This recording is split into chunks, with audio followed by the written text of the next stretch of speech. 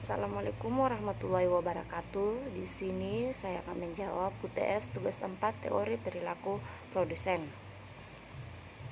Sebutkan tujuan manusia melakukan kegiatan produksi. Jawabannya A. Memperoleh laba atau keuntungan. B. Memenuhi kebutuhan ekonomi yang melakukan kegiatan produksi atau produsen. C. Agar dapat memenuhi kehidupan orang yang menggunakan hasil produksi atau konsumen. 2. Jelaskan 3 cara yang bisa dilakukan supaya produksi dapat bermanfaat bagi manusia. Jawabannya 1. Efisien dan ekonomis. 2. Keamanan sumber daya manusia dalam produksi. 3. Selalu mementingkan alam. 3. Cara jelaskan perbedaan antara normalisasi dengan diversifikasi.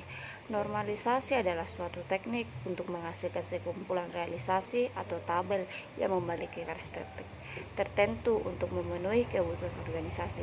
Sedangkan diversifikasi adalah kegiatan atau tindakan untuk membuat sesuatu menjadi lebih beragam atau tidak terpaku hanya pada satu jenis saja. 4. Jelaskan pengertian produksi dan berikan 3 contoh. Jawabannya, produksi adalah kegiatan menghasilkan barang untuk memenuhi kebutuhan manusia. Contohnya 1. Periklanan, 2. Industri, 3. Kerajinan. Soal kasus 1. Dalam bidang pertanian seringkali terjadi gagal panen. Hasil pertanian dalam negeri tergilas oleh tingginya arus impor sembako. Padahal industri pertanian adalah motor penggerak ekonomi yang dapat mendongkrak daya beli masyarakat.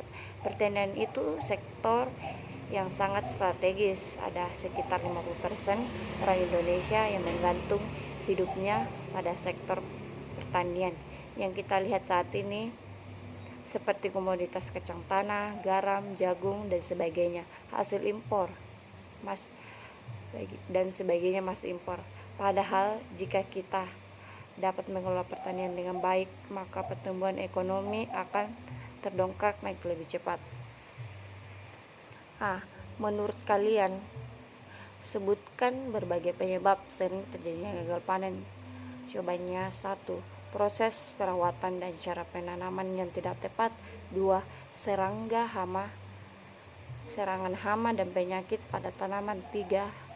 Tidak mengetahui syarat tumbuh tanaman yang hendak ditanami. B. Apa saja yang harus dilakukan oleh pemerintah dan rakyat supaya tidak terjadi gagal panen? Jawabannya harus saling bersinergi dan tidak mengedepankan ego sektoral. Pemerintah harus membuat kebijakan yang mampu mensejahterakan petani nasional, seperti tidak mengimpor gula, garam, beras dari negara lain. Jika hal ini dilakukan, maka harga jual akan membaik dan petani akan turut sejahtera.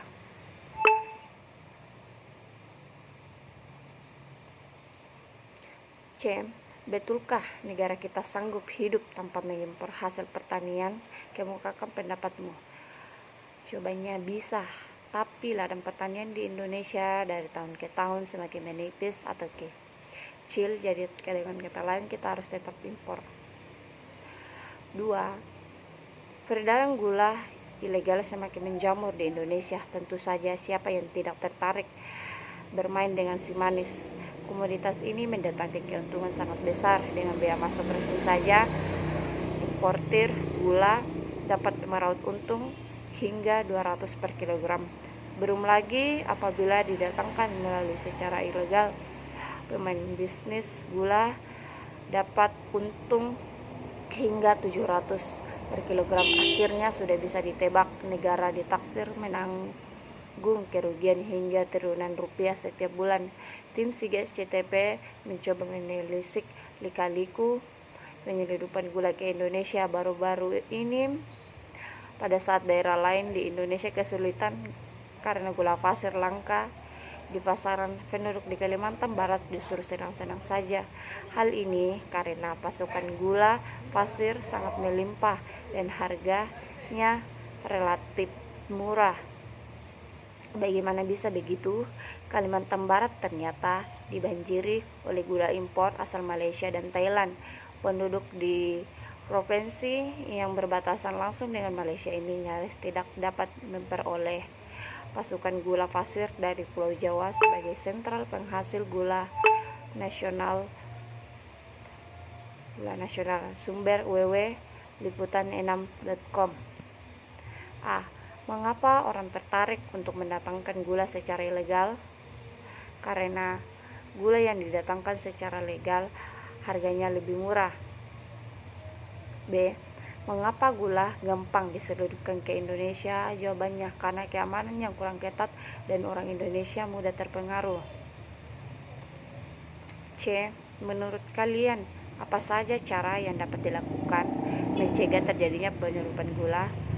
Jawabannya, memperketat keamanan Indonesia tentang penyelundupan. Wassalamualaikum warahmatullahi wabarakatuh.